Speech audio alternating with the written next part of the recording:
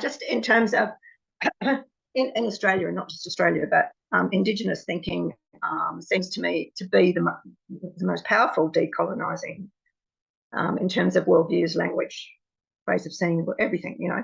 So, and a really good book is Tyson Yunkaporta Porter. I'll write it down in the chat. It's called Sandtalk, Sandtalk, How Indigenous Thinking Can Save the World. And yeah, he's an academic, but also Indigenous. So he's sort of trying to tread between with both worlds, which is fairly difficult. And I know I've used quite a lot, and I always, of course, acknowledge where it's coming from, but it still feels like haven't really got the place to do it, you know.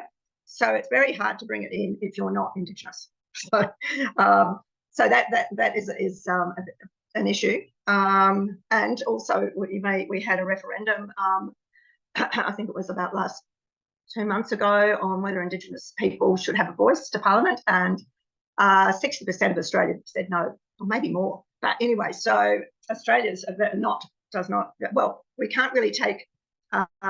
It has to be researched about and analysed, that response, but it would indicate that there's not a lot of respect for Indigenous peoples. So anyway, that's just a few words, but it's where I'm now reading another book by Tyson Yunkaporta Porter. So the thinking is really great to challenge your own thinking. It's really good. Yeah, thank you. I'll look them up. And I mean, similar things are happening in Canada. And your point about like how to bring decolonization or Indigenous thinking up if you're not Indigenous is also like something I'm stuck with, because I honestly felt like quite an imposter, like talking about this in front of an audience. Like, I mean, one, like I'm not too experienced as a practitioner, and it almost doesn't feel right for me to talk about decolonization being a settler in Canada. But there are like a lot of similarities in the Canadian context as well. Like there's been a push towards let's say integrating like Indigenous perspectives in government like policy making in Canada. And I'm really curious to see how that will play out, because I feel like in many respects these two things are incommensurable. Like it's really hard to like put these things into communication. Like the government policy, for example, is often motivated by economic thinking. Let's say like through economics, the government is able to value certain things and not value other things. There's like cost benefit analysis and stuff like that. Whereas yes, I'm not sure how that will really communicate and with Indigenous perspectives. There's the whole of government approach in tackling in crises, contingencies, and what have you. So, you know, if you basically contact your government and then learn about the whole of government approach, resiliency, societal resilience.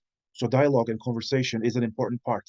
But this is resources that have not been tapped, and actually, by virtue of being a citizen, their perspective should also be tapped into. So just open the conversation through societal resilience, Ken. So if I could extend your thinking or your thoughts, Marcel, and also Kevin, you were talking about, you know, Indigenous knowledge as a way to decolonize knowledge and even, you know, alternative futures. But wouldn't that be very similar to, you know, pro-West and anti-West? So you're like kind of, I'm not saying, I'm not against it, I'm just putting it out there for discussion. I'm just saying, like, if we are referring to a set of standards or values, wouldn't that be, again, you know, using something as a benchmark to hold on to, and it shapes the thinking? And wouldn't that be also a part of colonization of thoughts? Just putting out there. I've got no, you know, I'm not against Aborigines or Indigenous. Yes. It's just, I guess, with what I've understood about Indigenous thinking, at least here in Australia, and that's not one thought because there's a whole lot of different thoughts, but it's much more big picture and much more extensive and much deeper than yeah, I think, in fact, it's very hard for us to grasp to grasp Indigenous thinking. It's sort of like, I have been up to Arnhem Land, which is Indigenous country in the north of Australia, and I was told before I came to just imagine I'm on another planet, or expect to feel like I'm on another planet. So that's exactly how it is, and it's I think that our colonizing is pretty superficial. As was said, very about economies and everything that goes with that. And whereas Indigenous thinking is just so much, 60,000 plus years old, very connected with country in terms of being one with country. So I think it would be hard to be colonised by Indigenous thinking, as I understand it. But